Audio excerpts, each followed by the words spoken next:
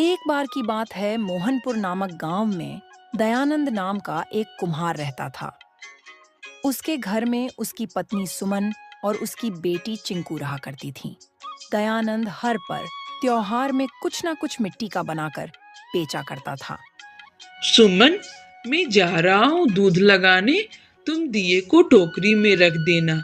आज क्या है ना कि मौसी के गांव जाना है मुझे दिए बेचने के लिए। वहाँ के लोग मेरे दिए की मांग किए हैं। जी, मैं अभी रख देती हूँ।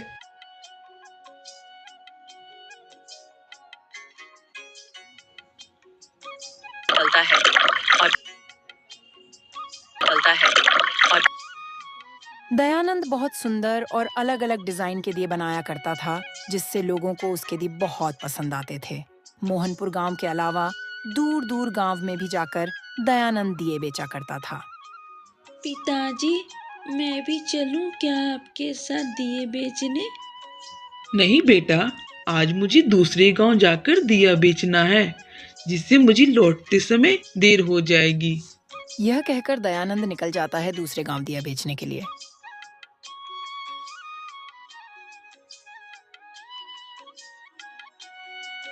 दिए ले लो भाई दिए। आपके गांव में आ गया है सुंदर सुंदर डिजाइन के बने हुए दिए। बहुत ही सस्ते दामों में ले लो दिए और अपने अपने घरों को दिए से सजा दो। इतना कहते ही गांव के लोग अपने-अपने घरों से निकलकर दिया लेने पहुंच जाते हैं।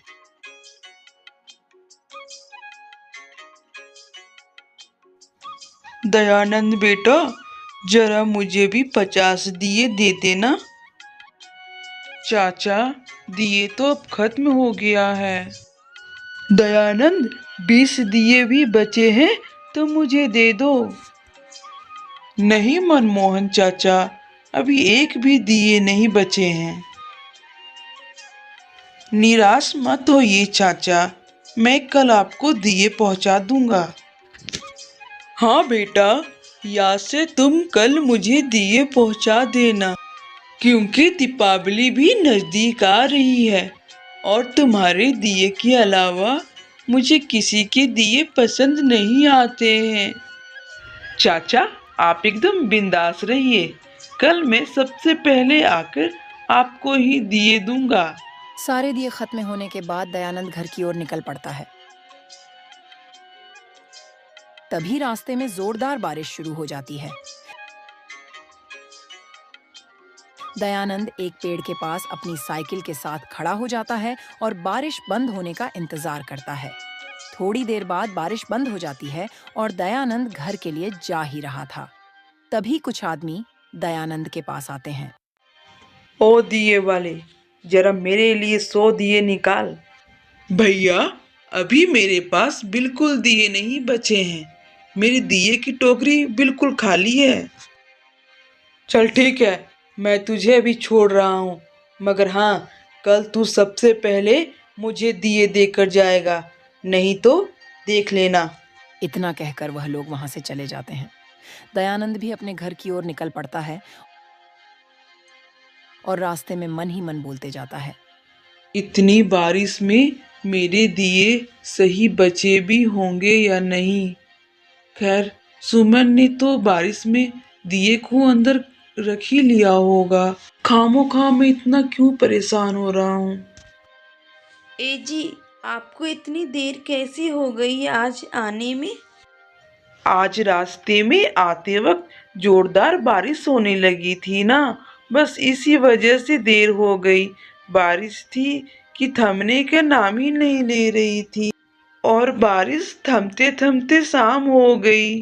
पहले तुम ये बताओ सुमन, बारिश होने से पहले तुमने मेरे सारे दिए को घर के अंदर रख लिया था ना?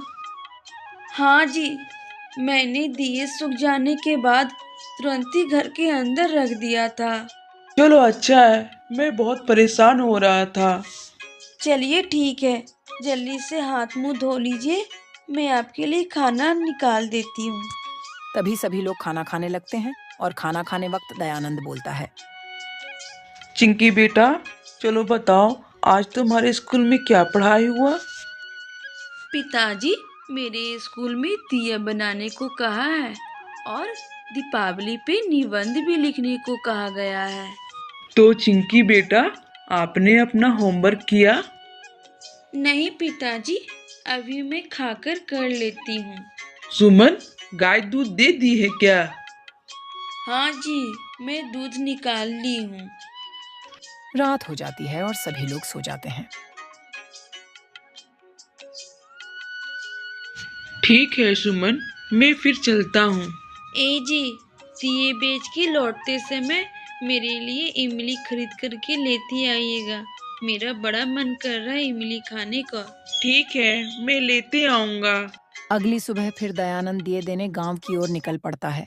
तभी उसके रास्ते में कुछ बदमाश फिर से आकर खड़े हो गए। ओ दिए वाले, कहाँ जा रहा है? पहले मुझे दिए दे। यह लो भैया दिए, इसके 50 रुपए हो गए। तू मुझसे इस दिए के पैसे लेगा? तुझे पता नहीं मैं कौन हूँ? पर भैया, मेरे इतना सस्ते दिया किसी गांव में नहीं बिकता है। मेरे दिए बहुत अच्छे होते हैं। मेरे दिए जैसे इस गांव में कोई दिया नहीं बनाता है। इस दिए के पैसे तो आपको देने ही पड़ेंगे।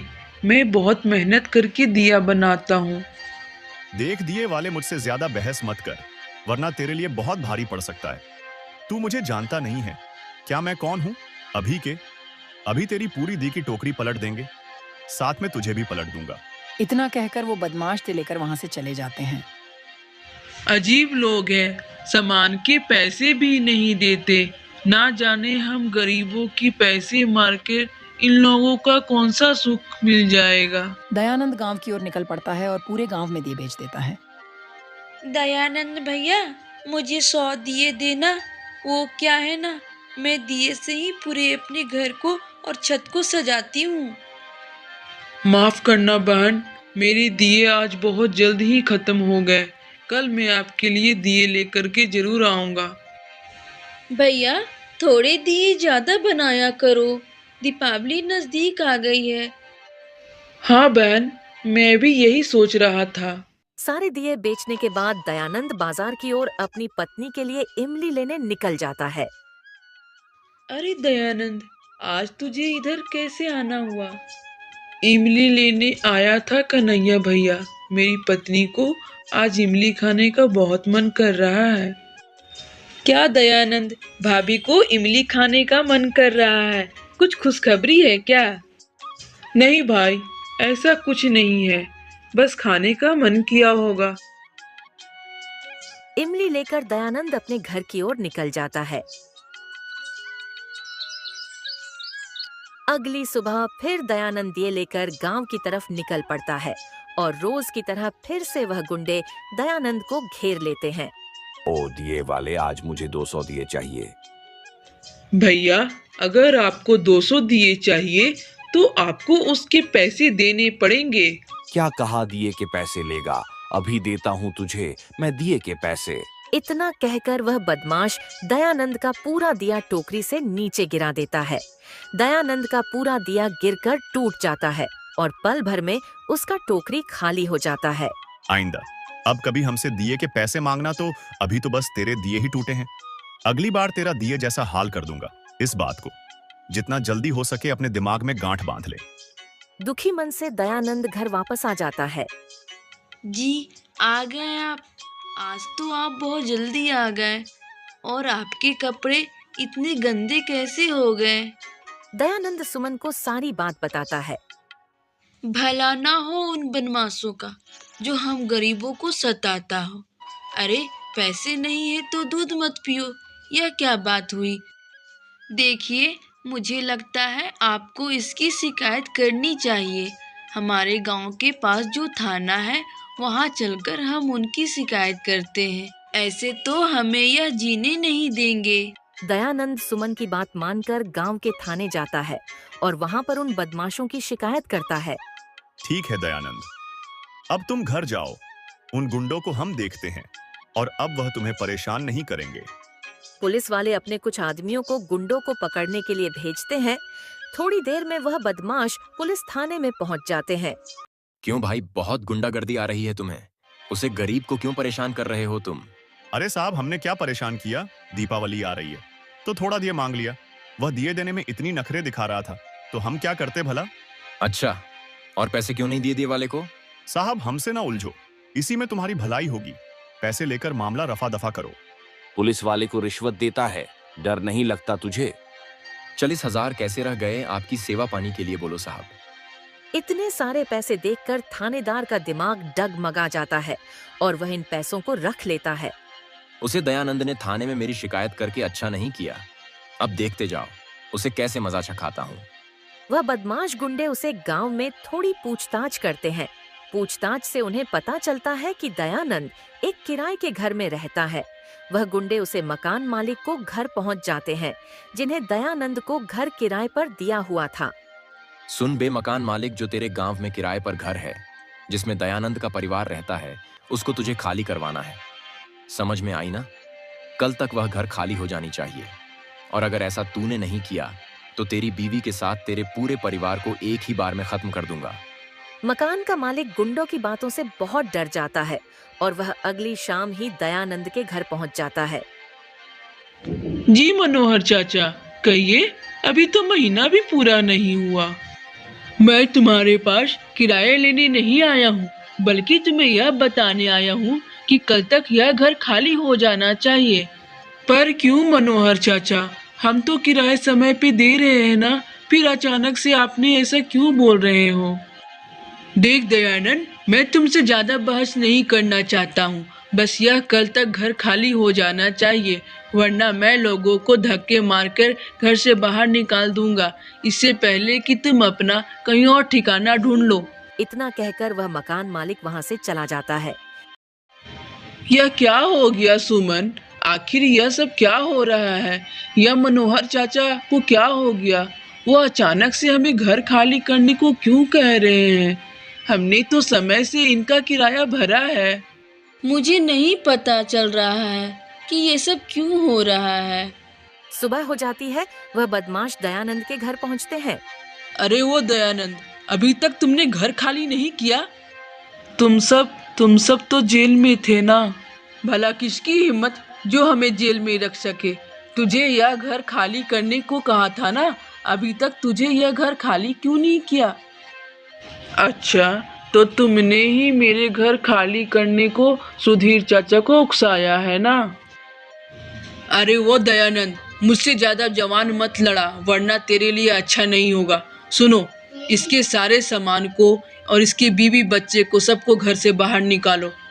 गुंडे दयानंद के सामान के साथ उसके पूरे परिवार को घर से बाहर निकाल देता है। दयानंद का परिवार बहुत दुखी था। दयानंद को कुछ समय समझ नहीं आ रहा था वह क्या करे। रात होने वाली थी। दयानंद को रहने का कहीं ठिकाना न था। वह उस रात दयानंद का परिवार फुटपाथ पर बैठकर उन्होंने सारी रात निकाल दी। अगले दिन सुबह हुई तो रोड पर लोगों का शोर, गाड़ी की चकवॉक की आवाज से दयानंद की आंखें खुल गईं और दयानंद को अचानक याद आया कि वह तो पूरी रात फुटपाथ पर ही सोया है। हे भगवान, यह कैसे दिन आ गए हैं। तुम बच्चों का ध्यान रखो, मैं सबसे पहले गौ माता का खाने का इंतजाम करता हूँ, उसके बाद में हम अपना भी देखेंगे। दयानंद गौ माता के खाने के लिए खेतों से ही हरी हरी घास लेकर आता है और गौ माता के सामने रख देता है। सुषमा, मैंने तो गौ माता का पेट भर दिया, पर अब हम अपने खाने का इंतजाम कैसे करें? आप चिंता मत कीजिए जी, थोड़े से चावल बचे हैं, मैं गौ माता की दूध से उसे खीर पका देती हूँ, आज हम वही खा लेंगे। सुषमा गौ माता के दूसरे खीर बनती है और सभी मिलकर उसे खीर को खा लेते हैं। तभी दयानंद देखा है कि एक छोटा बच्चा रोड क्रॉस कर रहा है। वह रोड की दूसरी तरफ भाग रहा था और सामने से एक तेज रफ्तार में गाड़ी आ रही थी। वह बच्चा गाड़ी के सामने आने ही वाला था कि दयानंद ने भागकर उसे बच्चों को पकड़ लिया, जिससे दयानंद को थोड़ी चोट आ गई। जब बच्चे की माता पिता की नजर उसे पर गई तो वह भागकर चंदन के पास आ गए।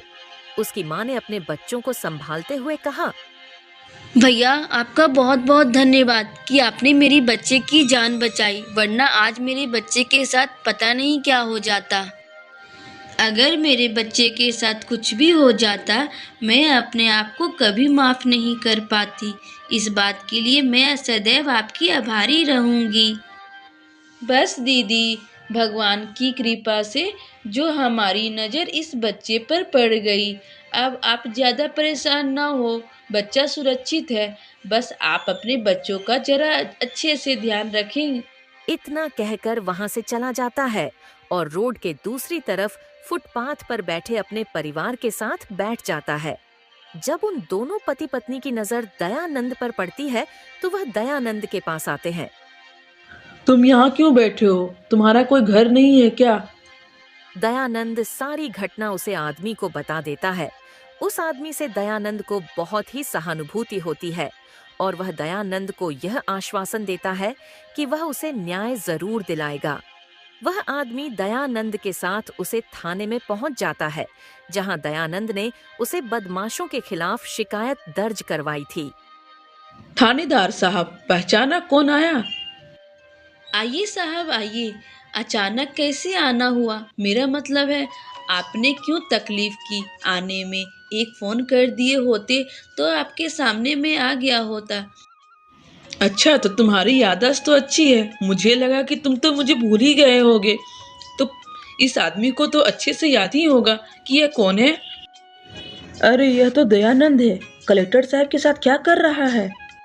फिर थानेदार ने कलेक्टर साहब को सारी घटना बता दी। कलेक्टर ने उसे गुंडों को तुरंत पकड़ के लाने को कहा। फिर कलेक्टर ने उसे गुंडों को जेल में बंद करवाया और दयानंद को नया दिलवाया। फिर दयानंद अपने घर वापस लौट गए और खुशी खुशी अपने पूरे परिवार के साथ रहने लगा।